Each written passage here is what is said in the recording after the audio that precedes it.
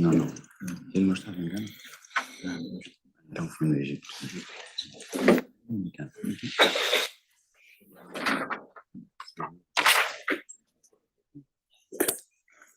Parece que está mais raro do que nunca. Pode esta saída. Então,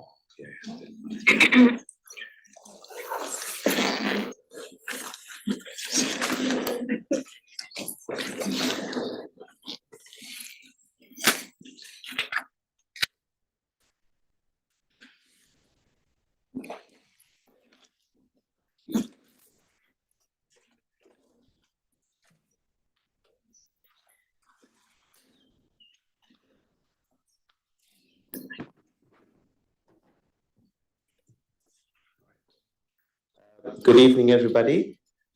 Welcome to the 5th Annual Nelson Mandela Lecture. We are all pleased that you could all make it.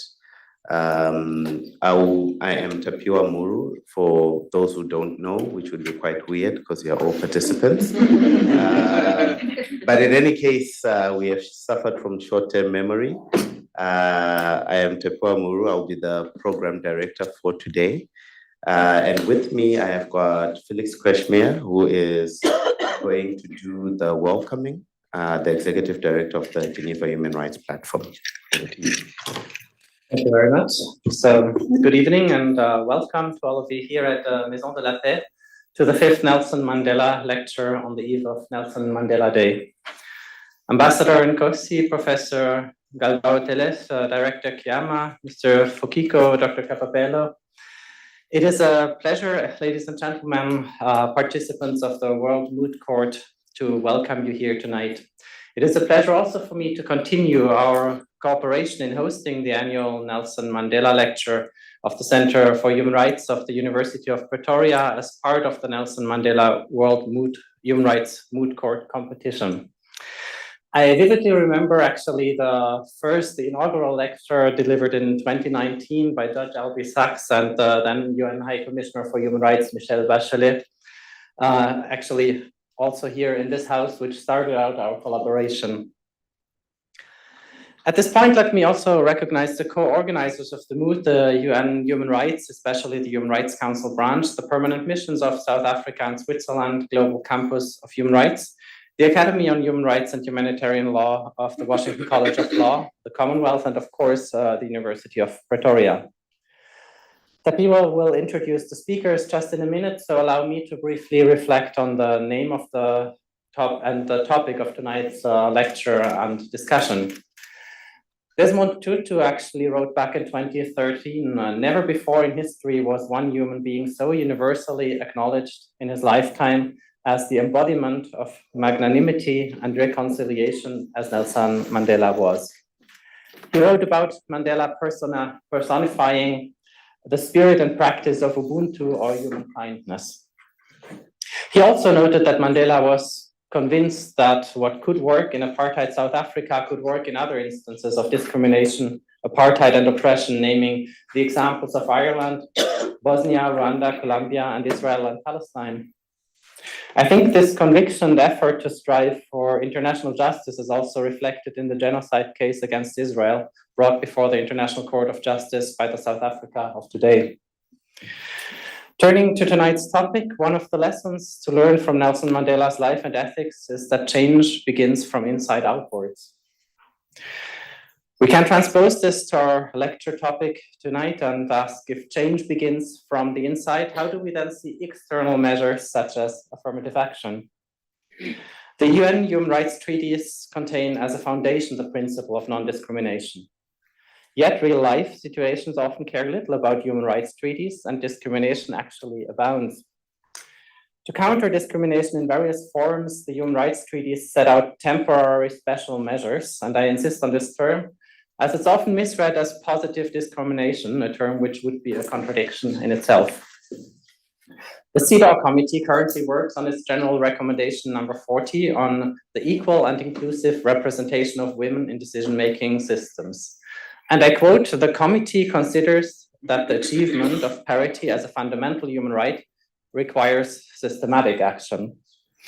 The committee makes strong reference, of course, here to its general recommendation number 25, which defines temporary special measures and details the committee's understanding of the Article 4.1, which reads, "Adoption by states parties of temporary special measures aimed at accelerating de facto equality between men and women shall not be considered discrimination as defined in the present convention, but shall in no way entail as a consequence the maintenance of unequal or separate standards. These measures shall be discontinued when the objectives of equality of opportunity and treatment have been achieved." So I'm very much looking forward to tonight's lecture and debate, listening to what is actually achieved today, where we stand in this topic, and how to understand especially the temporary element of affirmative action. I wish us all a very interesting debate tonight, and I hand it over to our Master of Ceremony again to introduce the speakers. Thank you very much.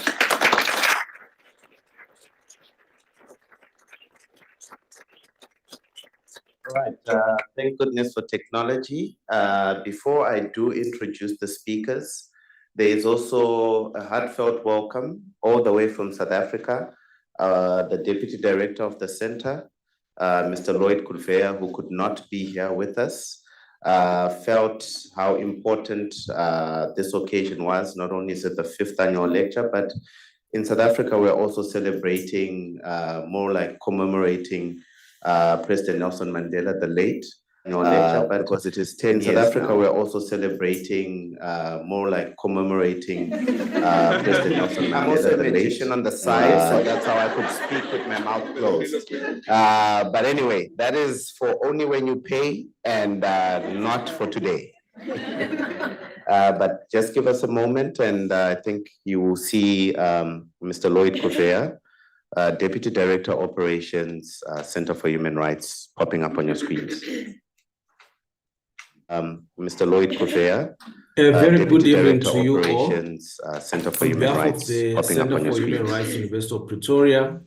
I would like Mr. to Lloyd welcome Kulvea, you all. A very good evening Director to you, Operations, Center for Human Rights, popping up on your Human screens. Rights, University of Pretoria.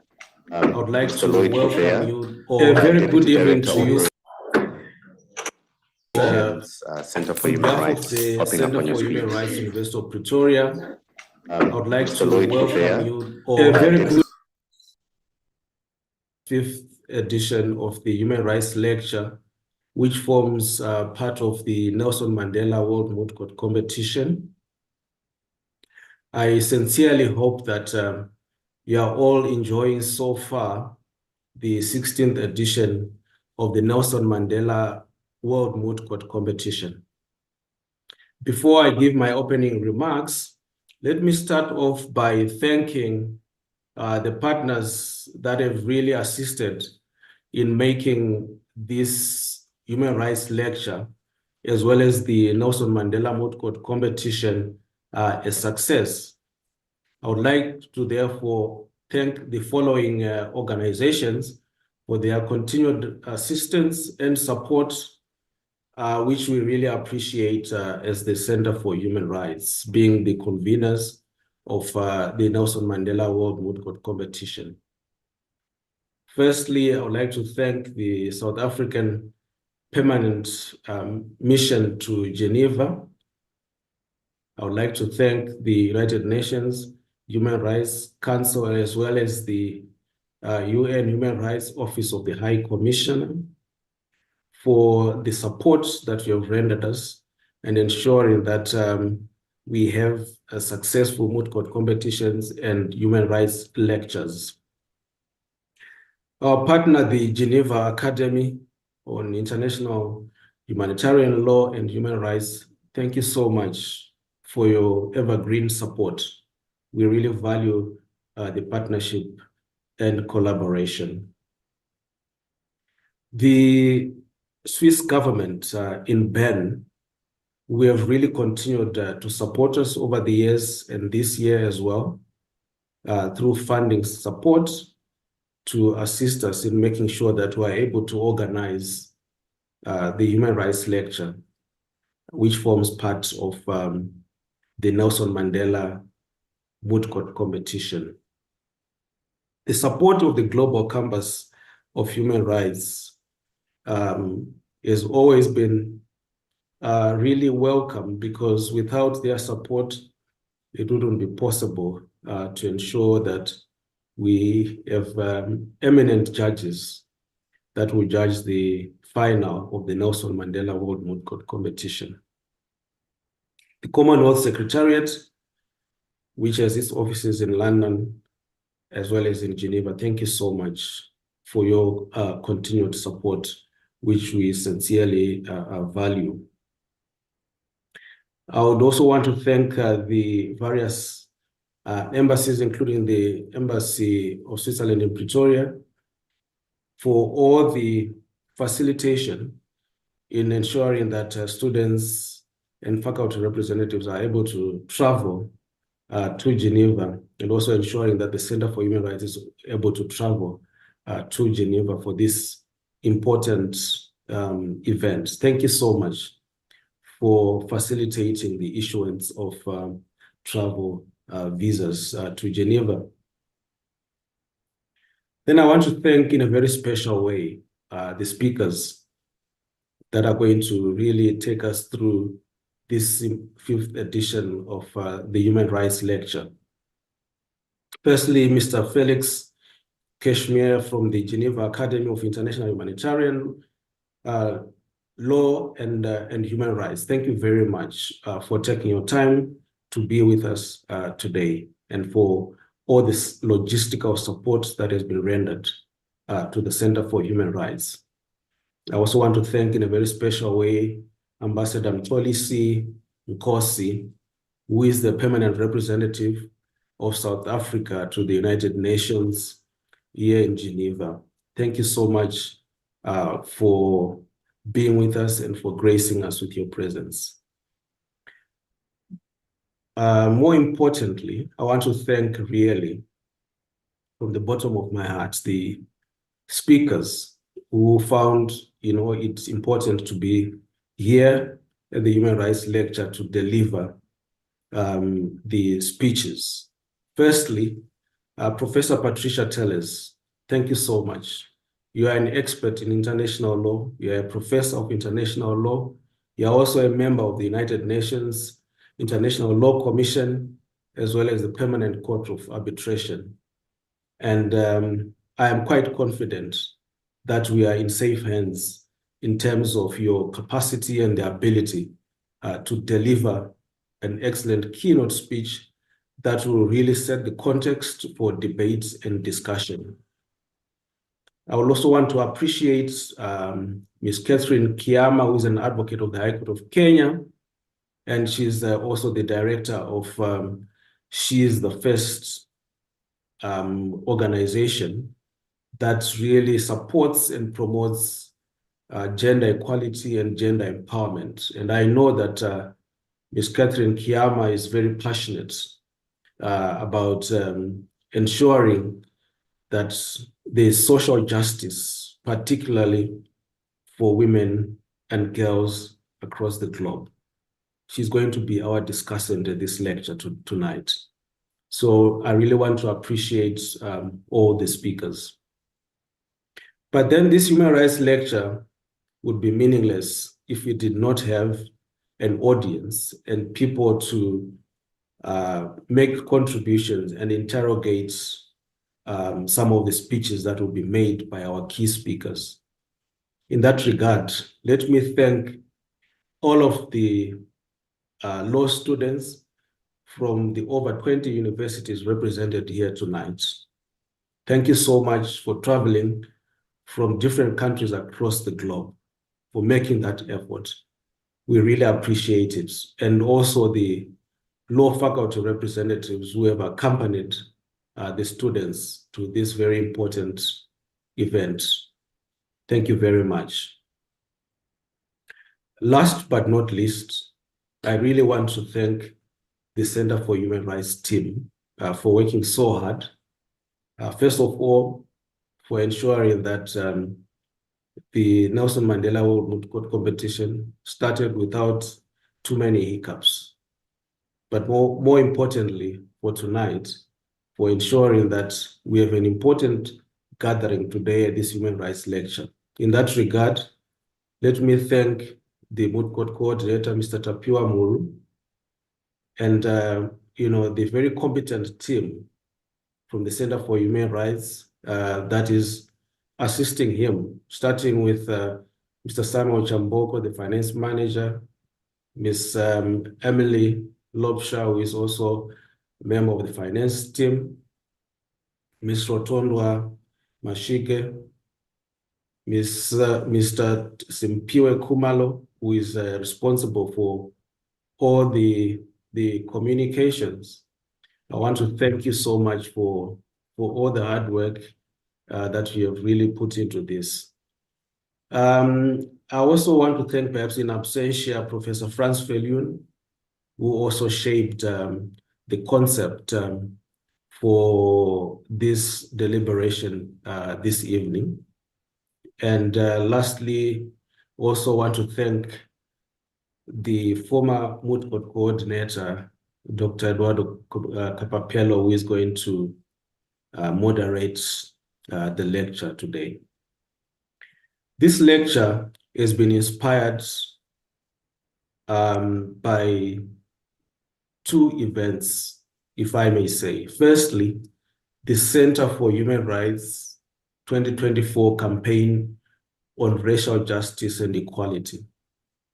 And secondly, the lecture has been inspired by the United States Supreme Court decision, which was adopted in June 2023. That case is known as the Students for Fair Admissions versus President and Fellows of Harvard College, as well as the University of California in the United States. In that case, in a 6-3 ruling, the United States Supreme Court held that the Harvard University and University of California's admissions programs, which account for race at various stages in the admissions process, violates the Equal Protection Clause of the 14th Amendment of the United States Constitution.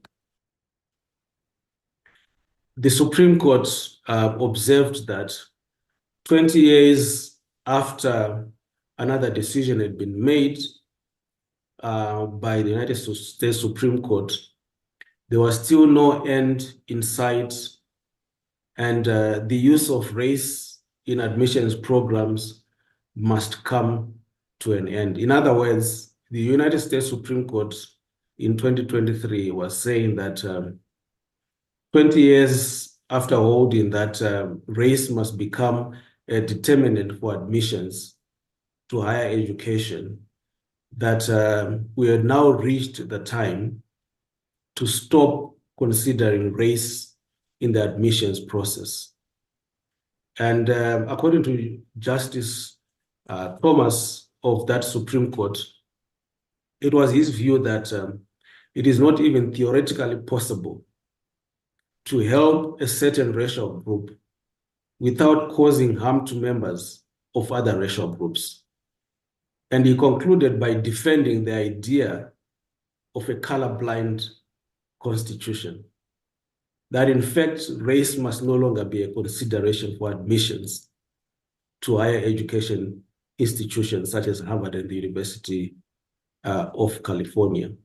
By extension, one perhaps might add, if we are following the reasoning of the United States Supreme Court, that the issue of gender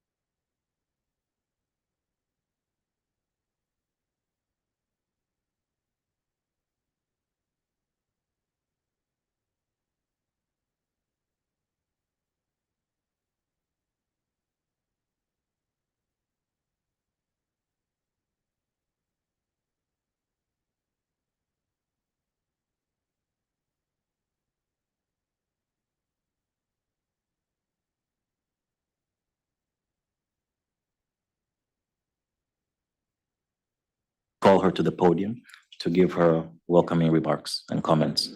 Please, Professor.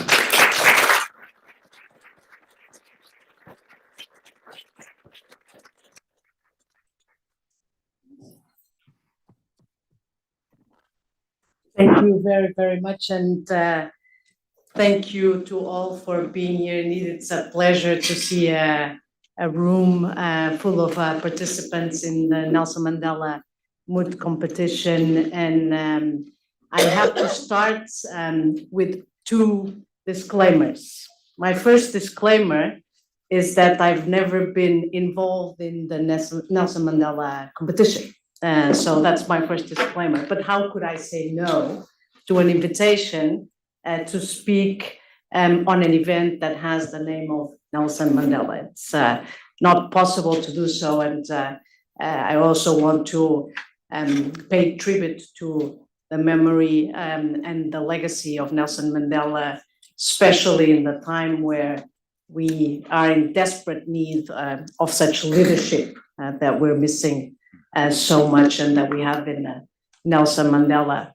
The other thing that I wanted to say is that I have also been asked to, so my second disclaimer is that I've also been asked to speak about a topic on which I'm not an expert, and I confess that. So please bear with me, and I'm very happy that Lloyd stopped at the part where he addressed the issues about the racial aspects of affirmative action, so that I can pick on the subject where, although I'm not an expert, I can speak to you a little bit, which is the question of gender. So with these two disclaimers, and as it was mentioned, as a current member of the International Law Commission, which is a UN body, most of you I'm sure know, a UN body created by the General Assembly with a mandate to promote the progressive development and the codification of international law, and where we've had two outstanding South African members, I have to say. First, Professor John Dugard, who's actually now on the South African team in the case against Israel at the ICJ, and who I know, and I have the honor of calling him my friend. And also more recently, Professor Direk Ladi, who's now Judge Direk Ladi at the International Court of Justice. So I could not be in the company of bigger giants as predecessors and colleagues in the Commission. But it's because of my membership in the International Law Commission that I have started working a little bit on the issues of gender. Some of you may know that the ILC is composed of 34 members and currently has only 6 women members. And that's a record. That's the highest number ever. And we are celebrating our 75th anniversary this year. And 5 years ago, when we celebrated the 70th anniversary, we did a side event in New York that had the title 7 Women in 70 Years. And so that, I know it created a brouhaha in the room. It has an impact. We said, well, when we put out the title for the event and all the reaction that it generated, we said, well, we don't even need to do the event. I mean, the point is made. And it happens over and over. We're now at 75. We've had a total of 10 members, a little bit better, but there is still an historical imbalance and an issue of lack of parity. And at this rate, somebody did the math once, but it would take us a long time to reach parity. So it's because of this background that I became more active and interested on the issues of gender representation at the international level. And in that context, I've also been an active part of a campaign, and I know that this competition is also sponsored by American University and some of the colleagues that are very active in the GQual campaign, which is a worldwide campaign to promote gender parity. They are also associated with American University.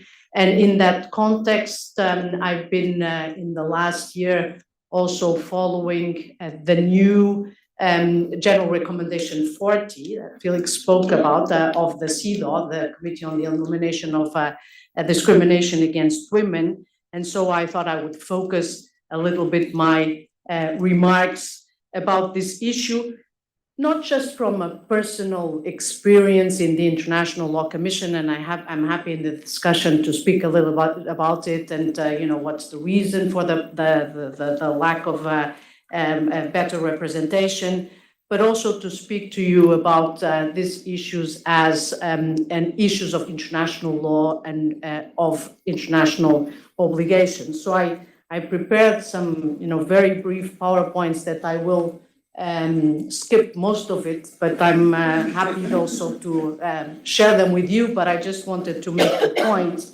that when we're talking about these issues, we're also talking about issues that have to do with international obligations of states and these instruments that are the anchor of the equality between the genders and about the principle of non-discrimination. They are widely ratified. All states have an obligation, or almost all states in most contexts.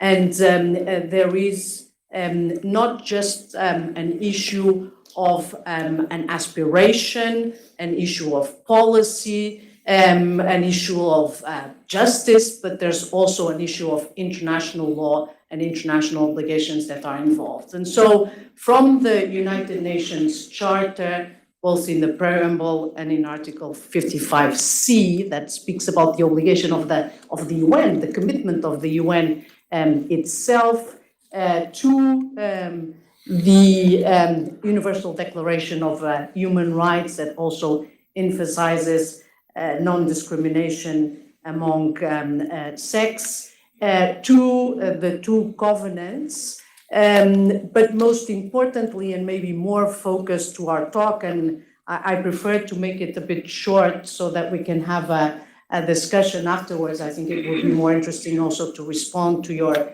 questions, and as I said, I'm happy to share the slides. There are not only in the CEDAW Convention as a whole, but in particular with regard to Articles 7 and Article 8, important provisions about the issue of participation at the domestic level.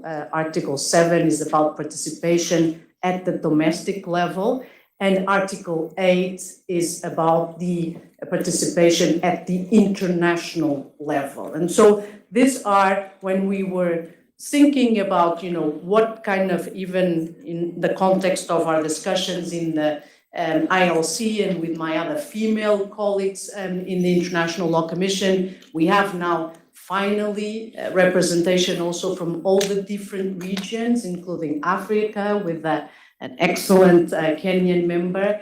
The only region where we don't have a female colleague is from Latin America, and we've said that loudly because there's no reason for Latin America not to have had a female member. But when we have the discussions and we want to also strengthen our message to states and to other stakeholders, we want to try to anchor this also in legal terms, to explain this in legal terms. Why is it, not just important for the legitimacy and in terms of justice for more equal representation in the International Law Commission and in other international decision-making spaces and in national decision-making spaces, but why this is also a matter of international law and obligations that were assumed by states, and CEDAW is a widely ratified convention. I don't have the numbers in my head, but probably around 160 or 70. It's one of the widely ratified human rights treaties. And so it's very important that both with regard to the participation at the domestic level, but also at the international level that Article 8 refers to, and that CEDAW has decided, and there was a process with regional consultations with experts, and I was honored to have been invited to one of these consultation processes. And just last May at the UN, I was also involved in an event where this recommendation was being presented and further discussed, that there are recommendations to states on how to even increase the levels of participation. And so there are, I think, to our discussion, some important issues, and I'm sorry that I'm looking that way because I don't have the slides here, so I have to be looking a little bit there. So this is the title of the general recommendation, which is coming out sometime in the fall. I don't know the exact date, but last time I was told October, so somewhere around there. It's about equal and inclusive representation of women in decision-making systems, so both at the national and the international level. There's an idea that gender parity is 50-50. That's because there's a lot of discussion about what does it mean, gender parity. And so this general recommendation has taken the view that gender parity is 50-50. But of course, when Lloyd was speaking and about the US court decision, I was reminding myself of what Ruth Bader Ginsburg said, when should we stop promoting women in the Supreme Court? And she said, when there's 9. And so that's not 50-50, that's 100%. And so, of course, it's a way also to address, I guess, the historical imbalance, because nobody thought it was, wrong to have 9 men in the Supreme Court for many decades. But so the recommendation has taken the view that parity is 50-50, and if we get there, that's already good. But that it's something, and I think this is the issue that needs to be discussed, that it's something that even if we promote it with quotas or with temporary measures, we need to ensure that this stays the goal. And it's not enough just to have quotas so that you can have, you achieve parity, you get 50%, and then things start slowly fading away, and then we get back to lower numbers. And I think the experience in many countries, including at parliamentary level and government level, shows that yes, when there are quotas, we get the 50-50, but then the system is not sustainable in the sense that this issue may go away very easily. So it is important to have not just these temporary measures, but really a change in paradigm, and that's what the recommendation tries to address with very specific. I'll let you. This draft is already public. It's public in the internet, and it will be final in October. But then you can see, a number of recommendations at the domestic level in terms of the right to vote, in terms of the right to participate in the formulation of and implementation of government policy, the right to hold public office, the right to participate also in non-governmental and public and political organizations. And then at the international, so these are some of the recommendations also for the international level, including in terms of the representation of countries abroad, in terms of ensuring that gender parity is also present in terms of the representation of the country abroad, but also in international organizations, including, of course, the UN and all its associated bodies. And I'll just make one final point, and I will end with that. I think this recommendation that is here, the last one about the percentage, the data, is an extremely important one. I saw your reaction, which now I'm used to it, when I said the numbers. One of my former colleagues, the Finnish former member of the Commission, Marja Leto, she said in that event that I told you about in New York, she said, statistics are a girl's best friend. And so it is very clear that the numbers help, but this has to be a sustained process. And I will end my remarks with that, and thank you so much for your attention.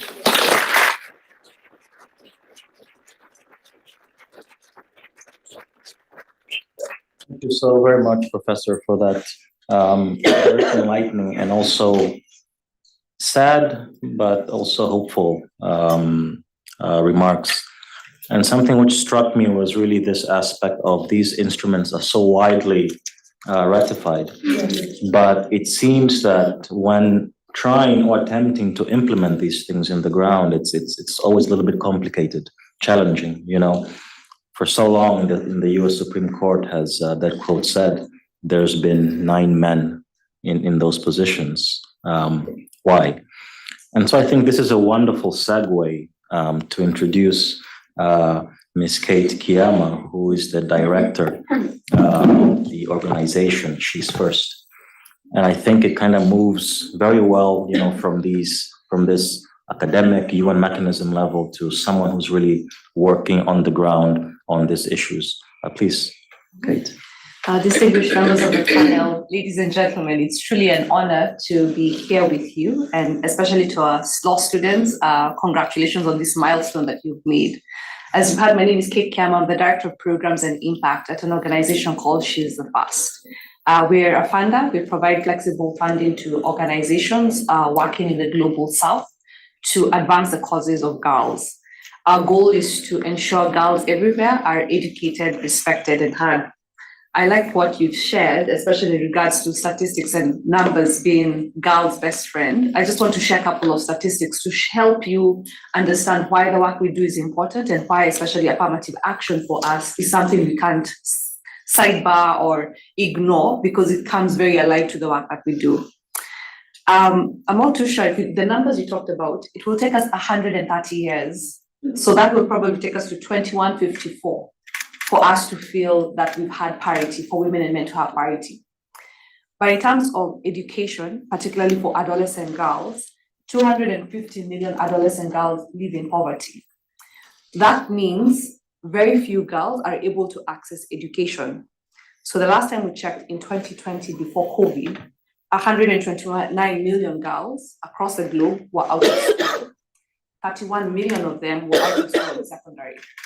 So if you're born a girl and you're born an adolescent girl, for example, or you're an adolescent girl living in poverty or living in the global south, already you're starting at the negative.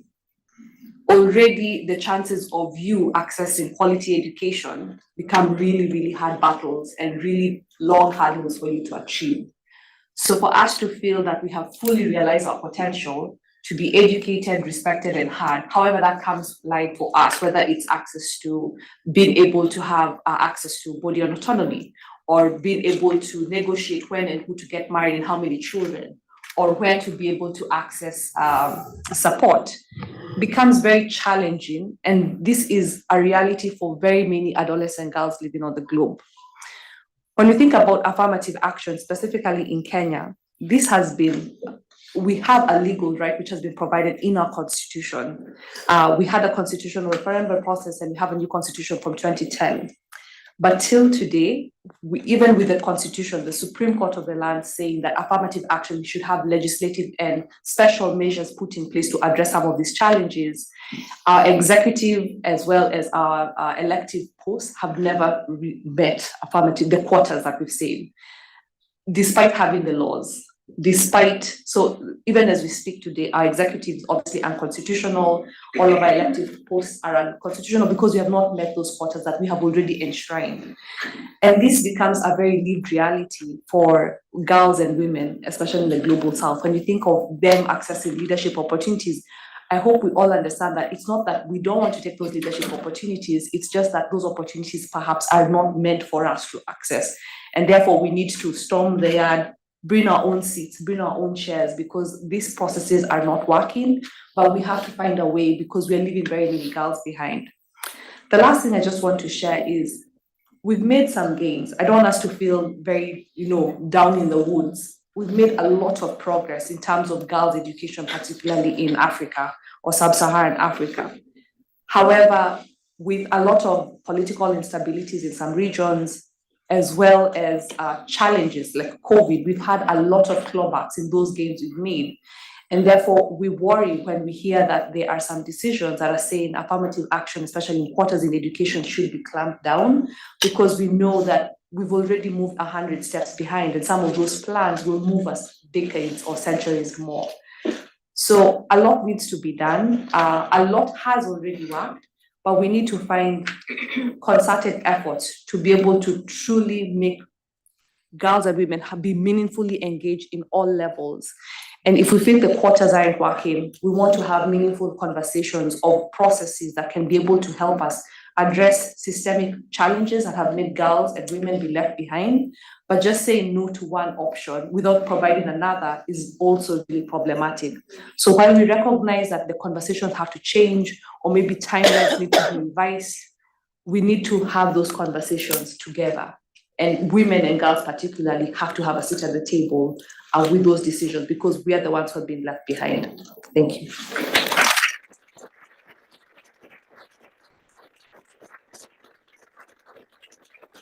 Thank you so much for that, Kate. And this aspect of being left behind, I wonder how it translates and how it permeates in every level of society. Because you say that a girl child is born and already it's a difficulty, not just for her, but also how society sees her. So thank you so much for that preview. And I'm going to call on Mr. Claudio Fokisu. And I think that it ties up a little bit well. Claudio is a member of the Mozambican Human Rights Commission. And Claudio, from someone who works with government and someone who works with civil society and someone who understands the academic aspects and also the mechanisms at the international level. How do you tie this thing together that both Kate and Patricia have demonstrated in your own experience? And I think just after this, we're going to go directly into a few questions from the audience. So I think that's quite Thank you, and good afternoon all. And thank you to the panel and audience. I will not speak from academic perspective, but I will speak in terms of experience that I've been exposed as a lawyer, as a commission, a National Human Rights Commission. The first thing that I've noticed is a quite of frustration to work in human rights at domestic level, especially in the global south. Because, for instance, looking to the experience of Mozambique, even the courts, they have a challenge to apply some principles of international law. The great problem about the implementation in domestic level is that the human rights is born at international level and is going down to the domestic level. That's the first challenge. And the second challenge is that in the domestication process, the government may pass some laws, okay? But the problem lies on implementation. Sometimes we talk about the resource constraints, okay?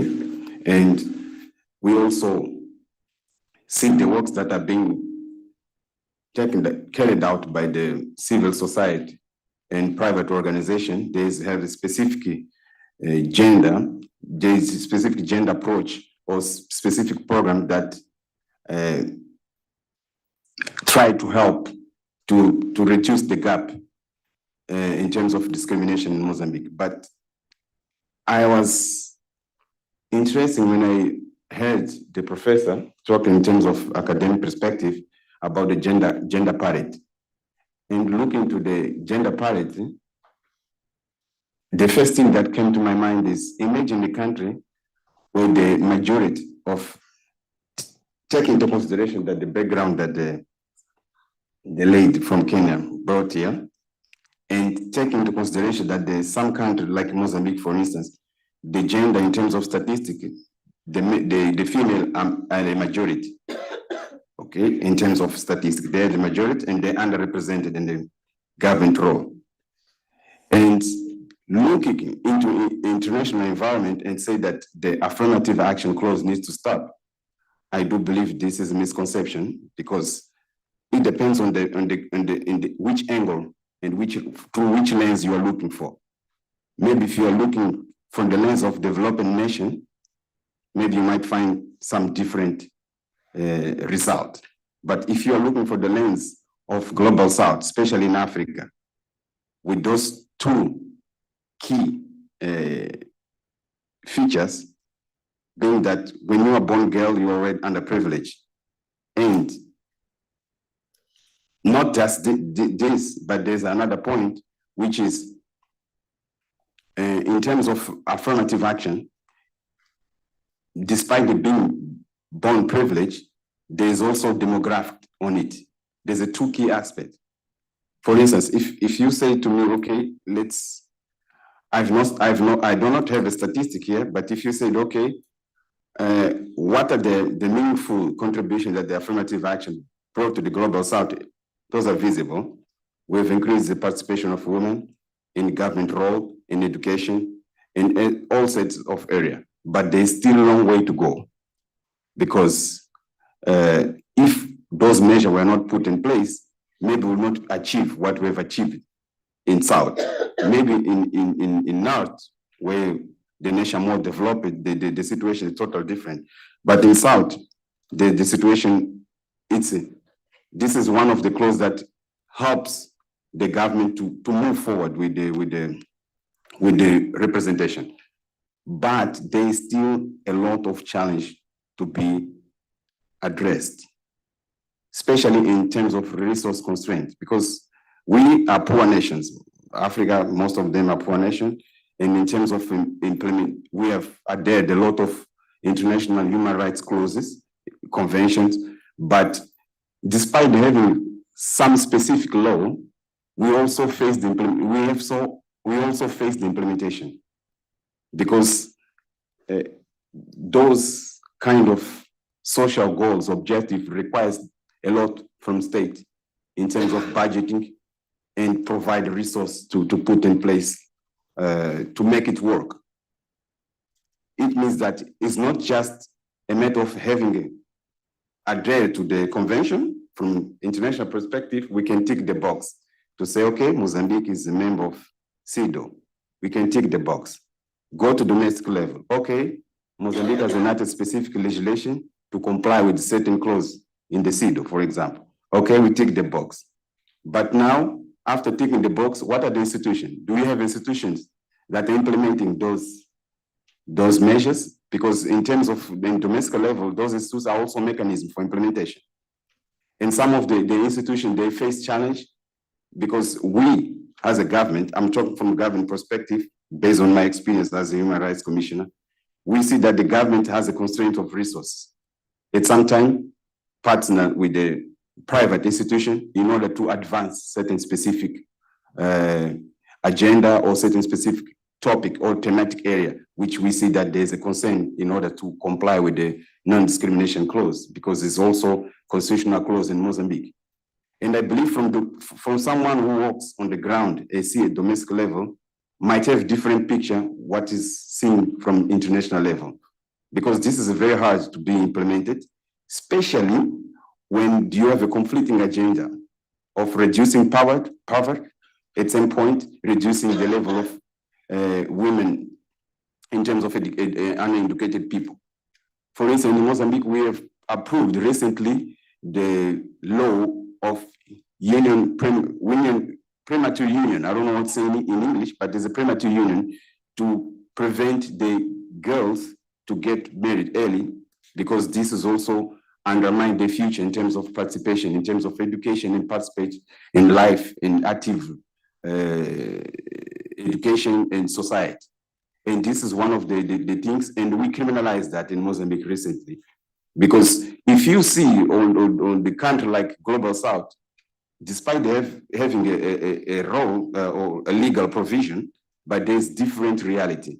For instance, when you go to the village or to remote area, you find that the same provision will not apply on that remote area. Those are the challenge, because we have weak institutions there to enforce those mechanisms.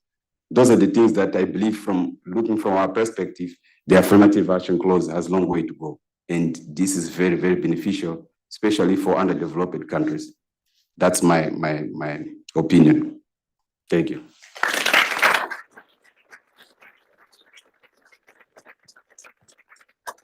Thank you very much, Claudio. I think that's really, it's painting a picture of the three-level problem. At the same time, there's a problem at the international level, there's a problem at the regional level, where ideally human rights norms should flow much better into countries within a particular region. But of course, as you painted out very clearly, is that there's also a problem at the domestic level and how that implementation actually works. So thank you for sharing that with us. So we are a little bit over time, apologies, but we are going to open up the floor for questions to our panel. So perhaps just raise your hand and tell us your name, who you're from, and very briefly make your question to anyone in the panel that you wish. So you're welcome to raise your hands if you'd like to ask a question to the panel. I see one hand here, maybe, okay, one there. Okay, so let's start with the gentleman there. Your name, where you're from, and who you're asking a question to. My name is Swali Hemed. I'm from Kenya. And yes, I'm a judge in the Moot. So basically, I think we're running away from the critical question here in this whole discussion. Yes, we agree that there is a problem, but what do we do? Because it seems the panel have given us the problem. Yes, I think everyone agrees there's a problem, but what next?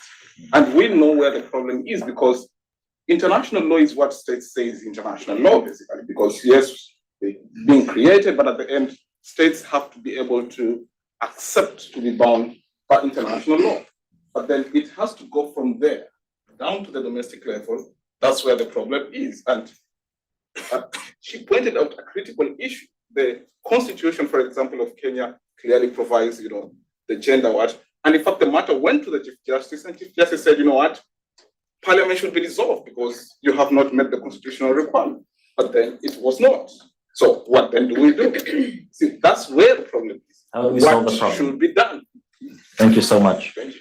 Okay, so I'm going to the lady here, please, your question, and then. I am from Brazil, and it's hard to speak after this very interesting question.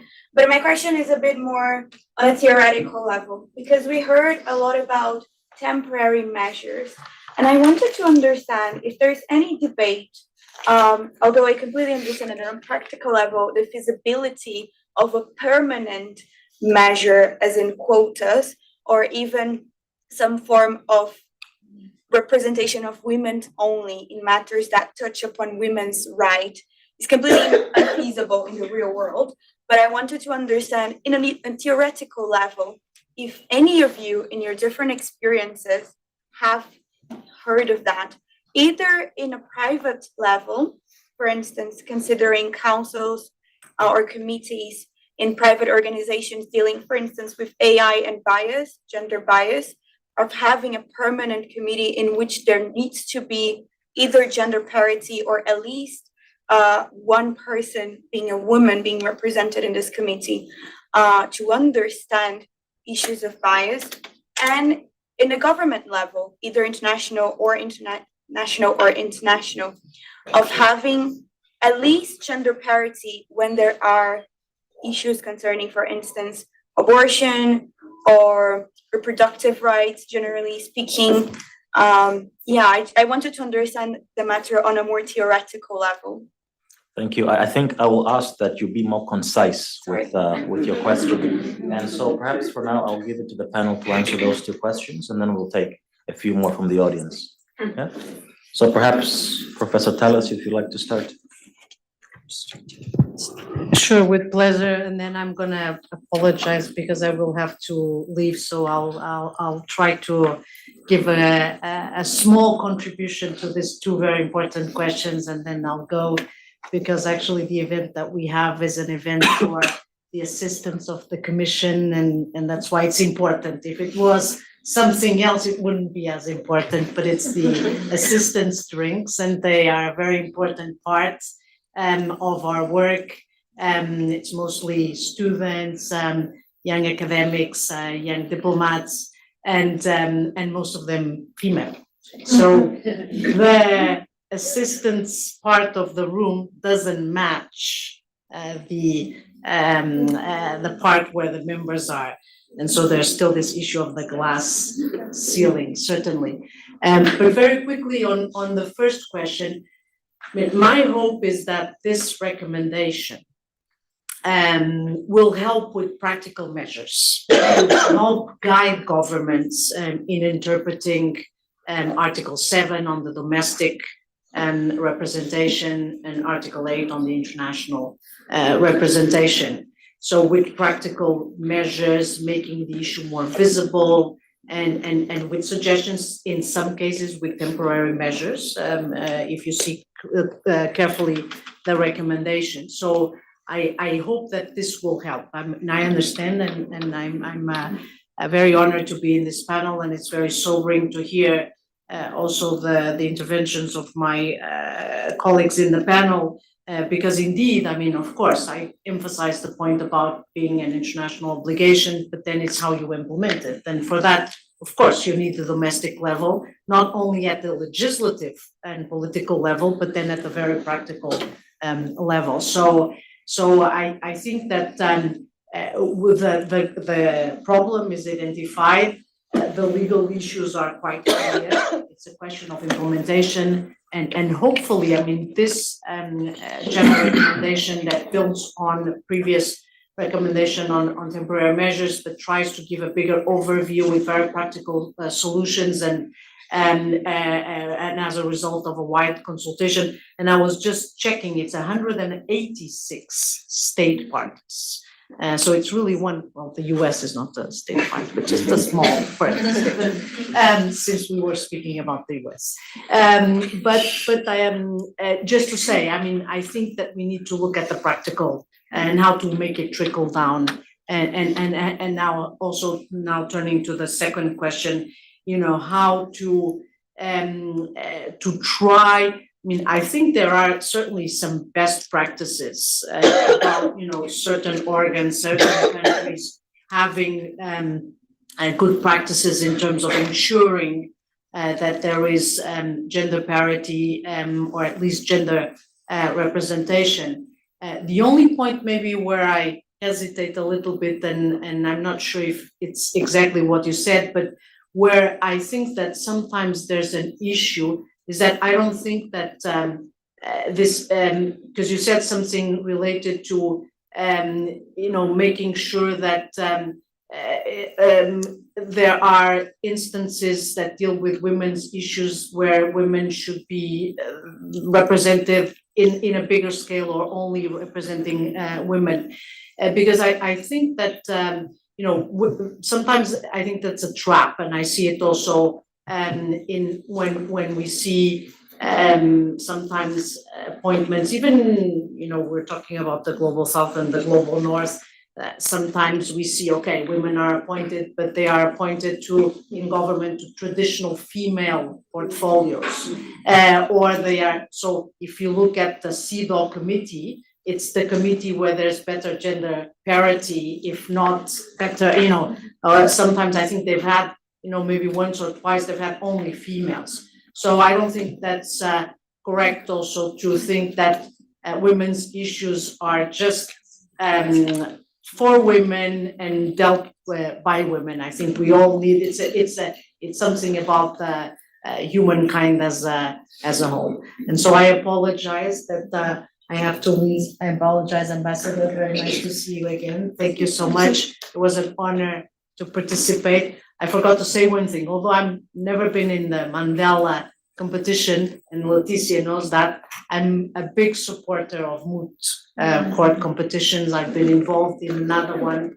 the Paix competition, the IHL competition. So I'm a big supporter, and thanks for all the work that you do, and thanks for inviting me, and all the best for the rest of the competition. Thank you. Thank you so much.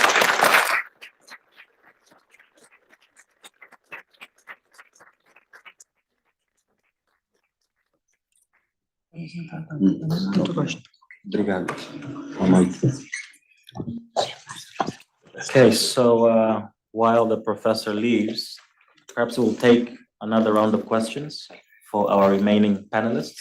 So just, yes, one there. One there. Okay, so the lady here, I think you raised your hand first. I did. Yes. Thank you so much. My name is Savannah. I'm from Zimbabwe, and I really enjoyed the introduction of the problem, that we've got a massive problem. And from experience, I've seen that we can engage governments, we can engage ministries, and try and get them to see the perspective of an international human rights perspective. But how best can we approach authorities and ensure that we can continue to hold them accountable and involving young women in important matters such as foreign service? That's a very foreign idea to me, because I've never had to deal with that. But I'm sure it's a lot harder than it is to try and implement access to health when it comes now to foreign service. What are the best practices and how do we implement? Thank you, Ivana. And the lady at the back? Yes, my name is Fondi and I'm from Hungary, and I have a question to the kind speaker of Kenya. I also had the chance to be on a humanitarian project in Kenya and this meeting I researched topic about how climate change is in connection with the loss of women's rights. I would actually like to ask a question about this, because you mentioned a lot that girls don't have the opportunity to go to school. And I would like to have your insight about the fact that until the problem of climate change is not just because I heard when I conducted the interviews with the Kenyan women that a lot of girls do not have the chance to go to school because they have the chance to the vital tasks like gathering water or other tasks around the house. How do you think that until these problems are touched correctly from the root, can we solve the ongoing gender inequality and the fact that the girls do not have the opportunity to go to school? Thank you. Maybe one more question before we turn it over. I think, yes, there. Thank you. Thank you very much. My name is Michelle Maziwisa, and I have 3 questions, but I'll be very quick. Concise, yes. So the general question is, how do we respond to these challenges? We saw during the COVID period that a lot of the task forces that were established were really male dominated. And the question there is, how do we ensure that women are included in sort of preparedness and disaster responses? The second question is in relation to government spending, where also during the COVID period, we saw that the spending that is allocated, especially to women's sexual and reproductive rights, tends to be the first to be cut whenever there is an emergency. So how do we respond to that? And the third one is a little bit spicy, but how do you perhaps almost even personally respond to the balance between African values, in quotes, and feminism and gender equality? Because I think that sometimes creates some conflict. Thanks. Wow. Okay. Well, thank you for that. I think, I think I'm also happy to open this, to include the ambassador if he feels comfortable to answer these questions as well. But I'm going to turn it over to Kate to perhaps answer some. Yeah, I will these questions. Attempt to answer the last questions first. I describe myself as a born feminist. And I think a lot of African cultures are very feminist, but perhaps because the word is very loaded, they don't want to be identified as such. And I think there are instances where those values sometimes clash, but I do see a lot of times where they work in harmony. So I don't feel I'm in contradiction being an African and being a feminist and being other identities that I carry myself with as well. I hope that helps. And I think it does actually make my work more meaningful, especially identifying as a feminist mentor. It means I have to give girls options, give them agency to be able to make their decisions, which I think is also very African in the work that we do. In terms of the 2 questions around how we respond to SRHR, that's sexual reproductive health rights, and how we ensure women are more included. As I said in my introduction, we have to first address the challenges that very few girls have the opportunity to access education in a meaningful way, which means if they're not able to access quality education, whether it's primary, secondary, then in places of leadership or decision making, they are lacking or they're not there, they're not included. So the short-term measures that we've been putting in place, I don't think are working. I think we should be very intentional to make sure that we are having girls access quality education so that then we don't have a problem with them not being there at the decision making or at leadership places. But in the interim, I do think we should look at men as champions and allies to be able to speak on those issues. So as you rightly mentioned, where it's things like budget cuts, it's very easy to remove things that a majority of the people are not in the room. So for example, things like tax, and this is a very live issue in Kenya right now. One of the issues we're protesting is the government would like to tax feminine hygiene products. Most of the people who are making those decisions are not women, so they do not understand how that impacts, especially in terms of girls being able to access schools during their menstrual cycle, for example. So I think in the interim, as we are working on making sure girls are getting in school, is making sure that we have men and allies to be able to speak to those issues.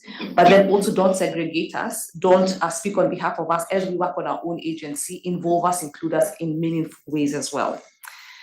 To your question around the intersectionality, I think it's important for us to recognize that some people have come into spaces with different identities, which make them more vulnerable and which make them more, the challenges they have to overcome are very problematic. And even in Kenya, being a very diverse country, I can't speak to the experiences of a girl in Nairobi being the same as a girl who is, for example, in Moyale or Mandera, which is up north. But it's really important to recognize how can we be able to address some of those systemic challenges or those issues that are making her more vulnerable to be able to access quality education.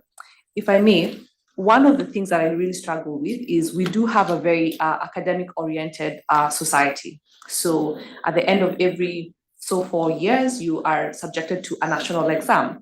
I think that's very problematic to make a student who perhaps does not have electricity, has to travel kilometers to get access to food, firewood, water, to be subjected to the same test as someone who is in Nairobi or Mombasa, who has electricity, internet, teachers, etc., and pit them onto the same test that determines their future to be able to access universities, come for this Moot, etc. If we're really talking about equality, we have to recognize that these two students, whether they're boys or girls, have very lived realities. And some of those lived realities make them more vulnerable.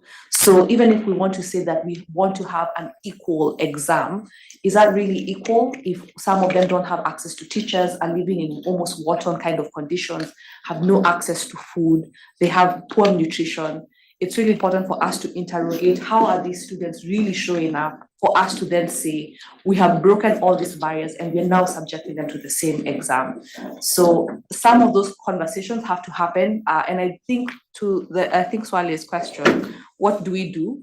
I honestly don't have a solution right now, but I think all of us here can have the solution. But I think we have to be more upset. We have to be more angry to see such injustices. I don't think we're angry enough for us to want to see more change. If we keep the status quo, we're very privileged for all of us to be here and sitting in this room in a very, very privileged country. But if we're not angry enough, I think 2154 will roll by and we'll probably speak the same thing, which will be very, very tragic. Thank you so very much.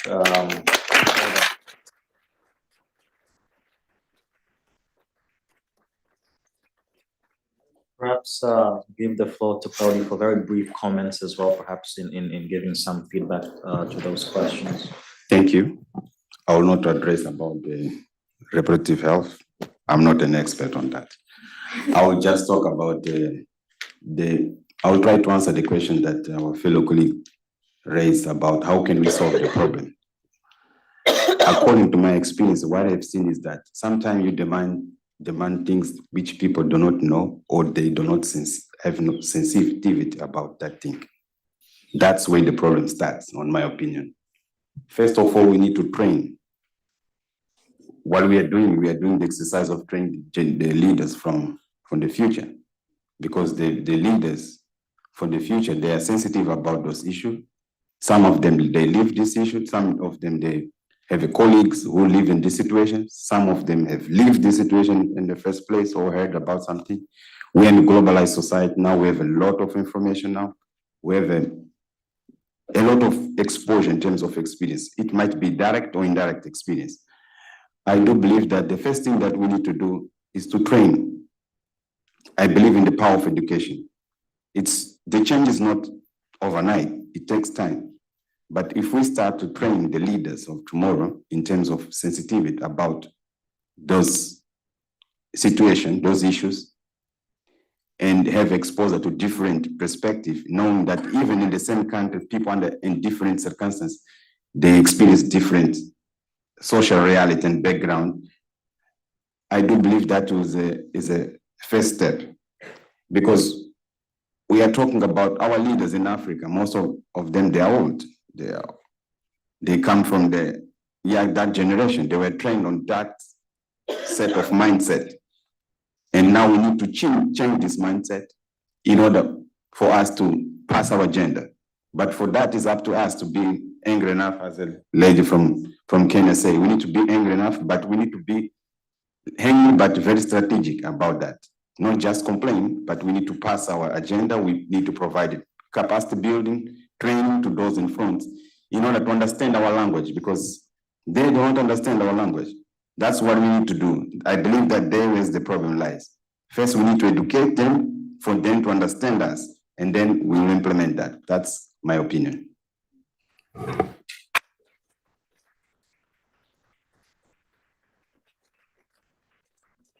Thank you, Claudio. I think a stream of thought which I gather from both of you is that there's the need for this anger, and I think around the world we see waves of anger, in different contexts, in different ways, but I think for the same reason as well. And then this aspect of education, which is very important, and which the Mandela Moot really focuses on that. How do we train people to help educate others and train others? So we'll take two more questions, and then we'll hand over to the ambassador for his closing remarks. And so, question from the lady over there and the gentleman over there, and then we will close. Thank you. My name is Fitzai. I'm a lawyer and a politician. I just observed that sometimes, and most of us would be lawyers here, the challenge with lawyers is that they see a problem and their solution to the problem is more and more law. So amend the Constitution, let's have another treaty, let's have another convention. However, my experience as a politician has shown clearly that you can have all the legal instruments in place, a constitution that speaks to parity, a gender commission in place, laws that cover all these things, but just a complete refusal by the entirety of society, male and female, to comply with and adhere to those. Look at South Africa, for example, very progressive law, but look at the recent elections and how many women actually participated and how many women won. The panelist, Claudio, spoke to how it's the older generation. But if you look at Senegal, very young politician, if you look at his cabinet, just 4 women.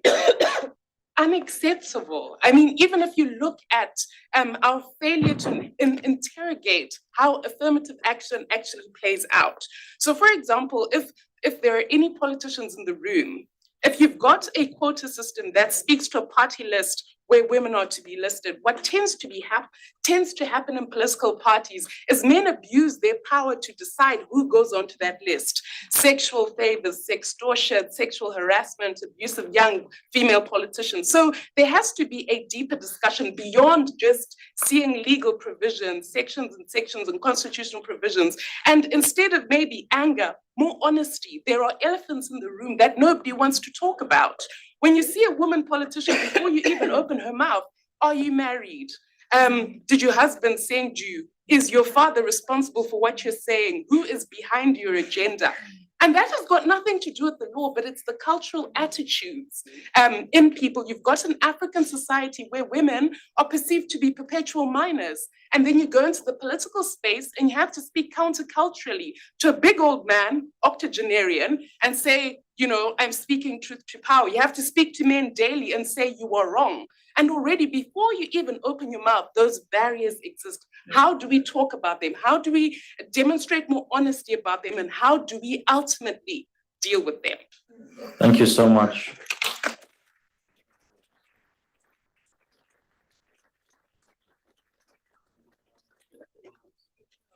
Final question there, then we'll turn over to the panelists and then we'll close. But please, very brief. Okay, so my English is not the best, so I'm gonna do the best. This question is not so technical about human rights, but I have a problem with the United Nations, for example. That is, we can do everything for human rights. But we have one problem. We have to fight with the most political committees of the United Nations. I mean, the Security Council, the General Assembly, how to fight to these committees that is not working. So you look at the Security Council, they are not fighting for the human rights. They are fighting for their interest. So I don't know about your experience. Can you tell me about that? How to fight with that, the most political part of the human rights? Thank you so much. And I think just to say, for those who also wanted to ask a few questions, I believe there's going to be a little bit of a snacks after this. And I think you can speak to the two panelists. But perhaps who would like to take those questions?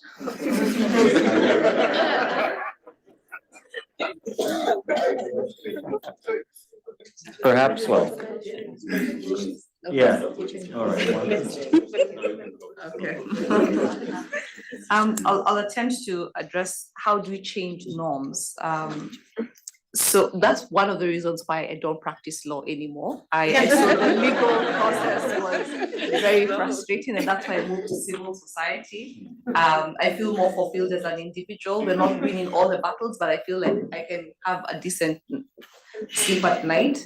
But I think changing norms and perceptions is the hardest. And I think even when you're developing programs for adolescent girls or women, usually legislation is usually one of the low-hanging fruits. So make sure we have laws.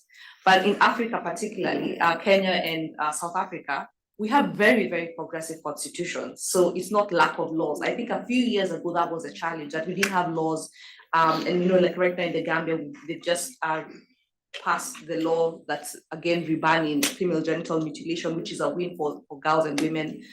So right now the discourse needs to move from laws, because that was a challenge. Right now it's a problem with implementing those wonderful laws. But you're right, how do we change perceptions? How do we recognize that girls and women can be leaders? Because even as I mentioned, the Kenyan constitution allows affirmative action. So we do have a quota system that says not more than 2/3 should be of the same gender in elective posts. But even the perception of women vying for that position, people ask the same question that you've asked: are you married? Do you have children? What criteria, or why should you be chosen as a candidate? That's more a social norm, and that definitely takes a lot of work.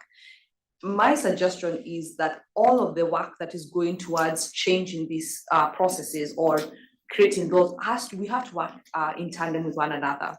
We have to have concerted efforts to be able to address some of these challenges.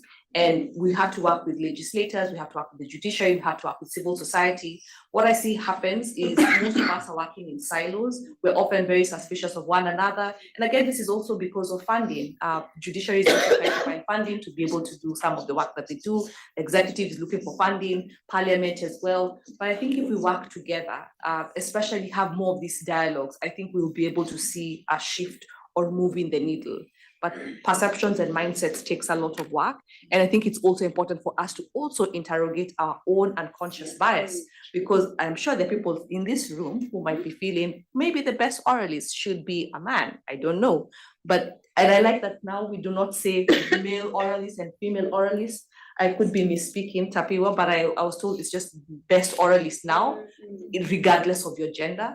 I think we also have to also interrogate what unconscious biases do we have about maybe women in leadership or women in positions of power or influence, because then we can be able to do better for the next generation and make sure we're not passing back those feelings or those unconscious biases as well. But that definitely takes time, and we have to have high levels of self-awareness and those honest conversations, which are often very uncomfortable. We have to be able to sit with that and address that as well. For the second question, sir, I have no answer for you. I will refer to my learned colleagues on the bench. Thank you. For the first question, we know that when normally we approve rules, we want to correct or regulate a certain social issue. But most of the time we don't want to do the work. We want to, for instance, we say, okay, we have a non-discrimination clause. We want a just and equitable society. But to reach there, for me, that is a bar. But to reach there, there's a lot of work that needs to be done.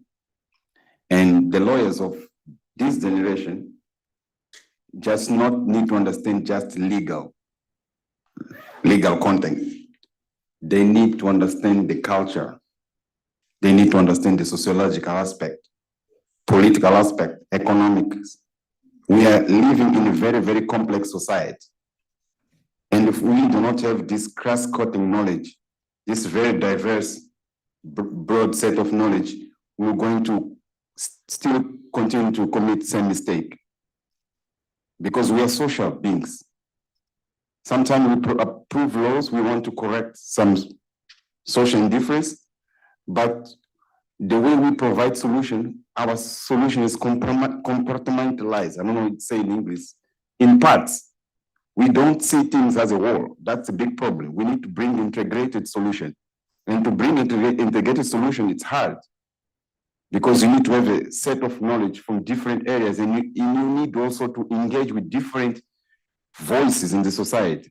Government needs to know how to work with civil society. Civil society needs to know how to work with the government. Academia needs to know what is going on in society and provide the research which enlightens those people who in the parliament to propose law. The person who applies the law needs also to have this, it's a very, very complex. And nowadays, even within, if I give example of NGOs, even within the NGOs, you find 3 or 6 or 7, 10 organizations, they advocate for same agenda, but they are not engaging. They are competing. Can we manage that?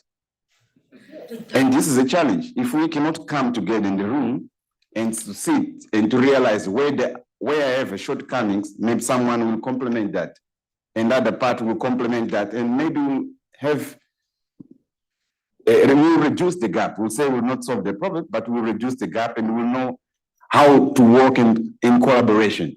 Because I believe this is one of the things that is a challenging nowadays. We need to work more in collaboration, and when we want to analyze things, we need to analyze from different lenses, not just from legal wise, but from sociological, anthropological, economics, and all of this. I believe that this is one of the things that I think our curricula also need to change, at least for us to have the basics of those science. Maybe might help our lawyers to draft the law that are more in touch with reality. Because sometimes when you fail to enforce law, it's because the people, they don't see themselves on that law. This law does not represent, this law does not mean anything to us. And this is the problem, because some anthropological, cultural aspects are not taken into consideration. People say that, oh, you are imposing on us. We did not participate on this debate of approval and process of this law. And that's the reason why you find a problem in the drafting law. When you have a law drafting, in terms of implementation, people, they cannot see themselves. They cannot see themselves in that law. And I believe there's a lot of work to do.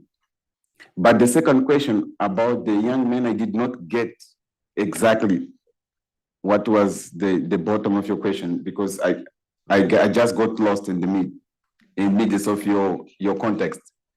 Maybe. Yeah, I think perhaps we can answer that question during the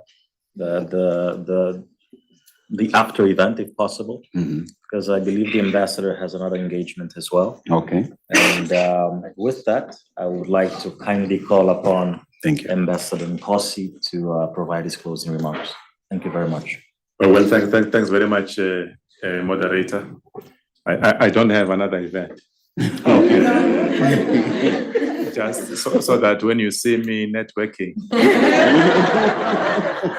later on, you don't ask yourself, oh, but they said the ambassador has got another event. Why is he still here? Well, anyway, I've listened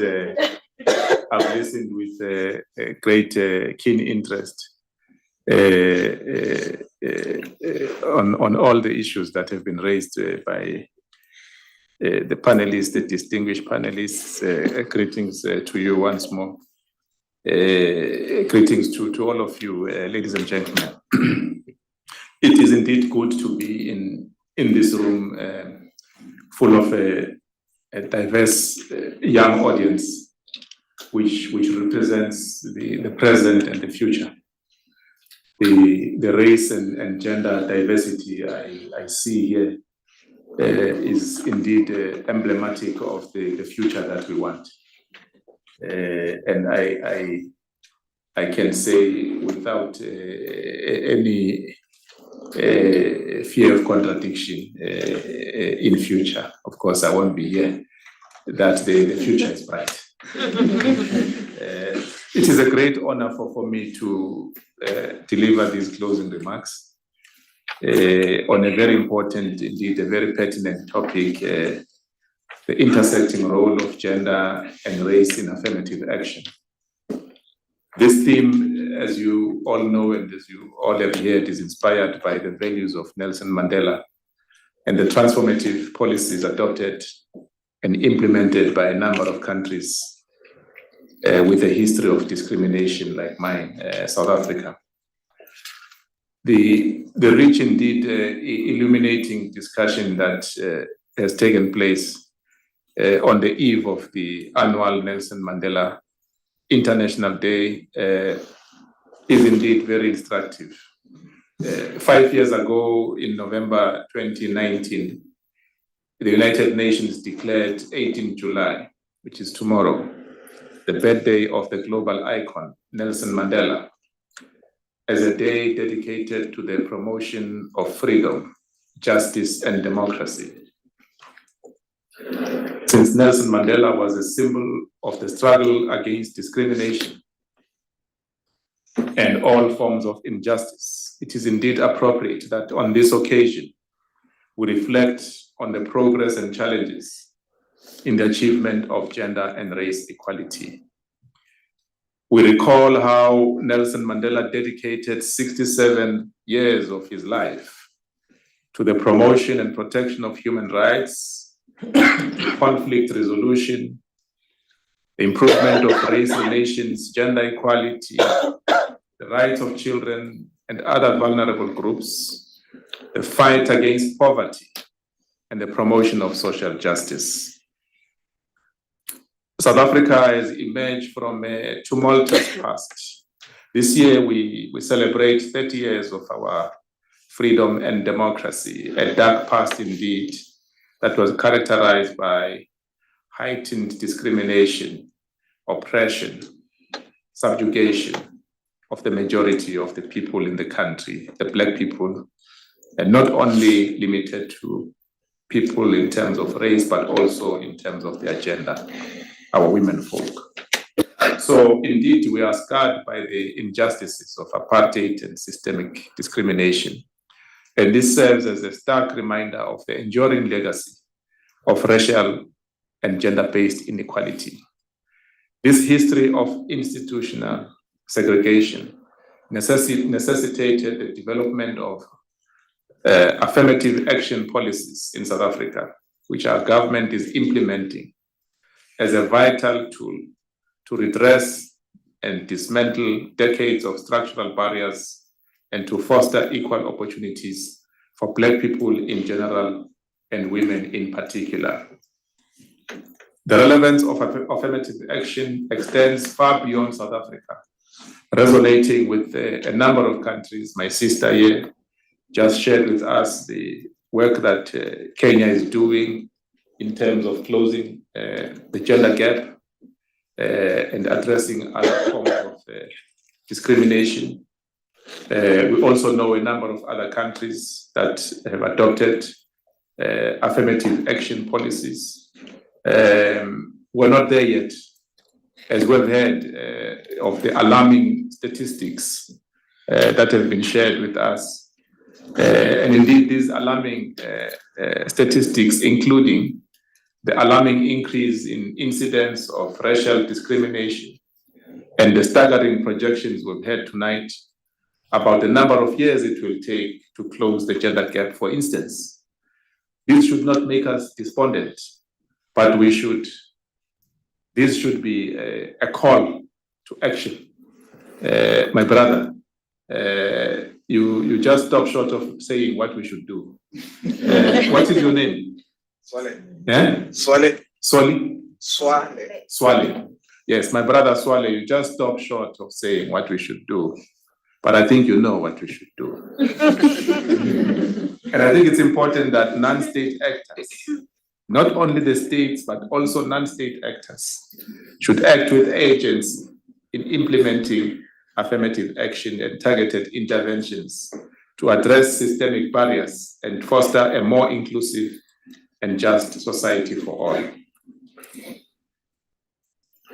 Let me, before I conclude, just also join our keynote speaker in expressing my gratitude to all of you for your participation in this Moot Court competition, for your dedication, passion, and commitment to advancing justice and equality.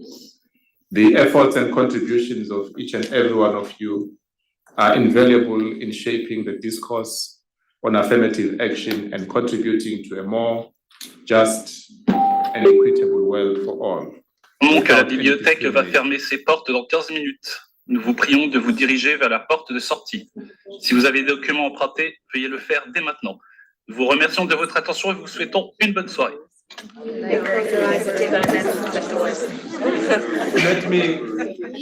Let me invite you that let us walk together on the path and footsteps of Madiba, whose legacy, whose memory we celebrate,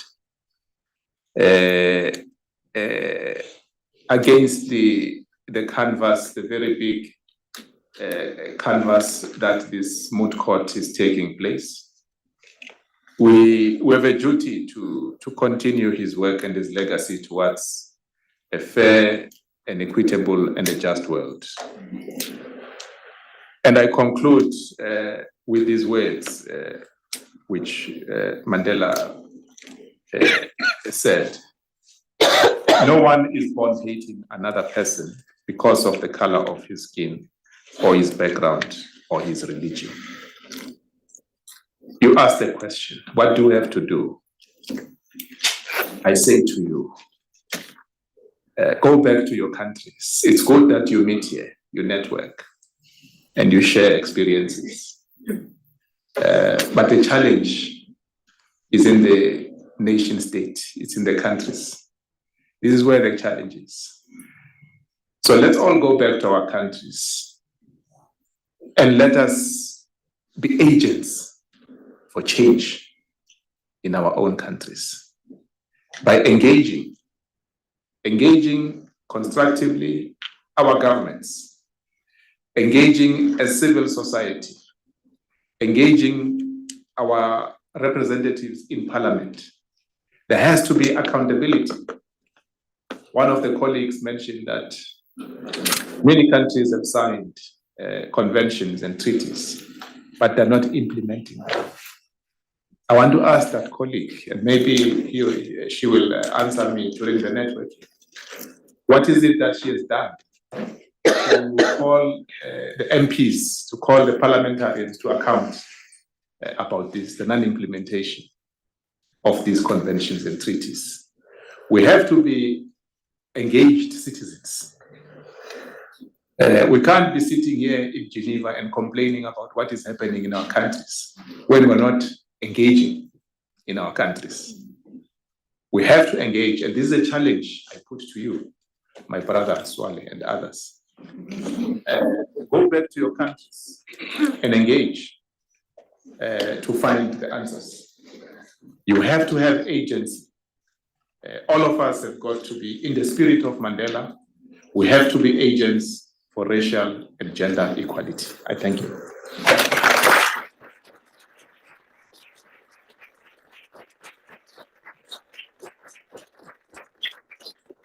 Thank you very much, Ambassador. And I think really just tying together all of our speakers, Professor Teles, who really has mentioned the need to engage at the international level through treaties, through international mechanism bodies, through Kate, who took us through this aspect of there's this anger that is flowing in many different places.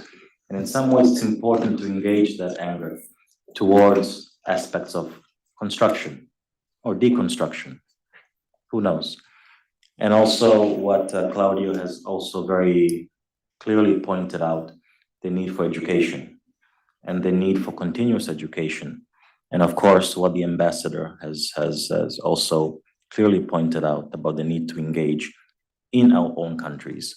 And I think from here, we represent, I think it's over 15 countries, if not more.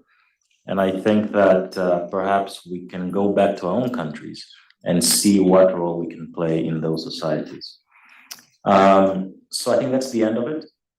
I think the ambassador will join us at the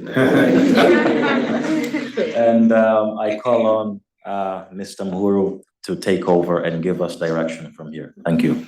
I think what Ed wanted to say is the other event that the ambassador has is networking at the cocktail. So just to correct that oversight. But it has been a very fruitful discussion. I really wanted to be a contrarian. I have a daughter, by the way, but I wanted to pose a very contrarian question, but I think your questions and the responses did not even need me to act as the devil's advocate. I think we covered succinctly, and we learned a lot. And personally, I think we are all challenged to do better. So, and a hungry person is a very angry person. So in order to make sure that we don't lose what has been instilled in us, I would like to invite you all to join us for maybe a bit of wine, I don't know, for those who drink wine. And then we will do the scores. While we're doing that, you will check your scores and we'll do the announcement that side because unfortunately our caterer has to leave just after 8. We've asked for a short concession. We did not envision that you'd be disengaged. So we will then shift the program to, there's a wide area there where we'll do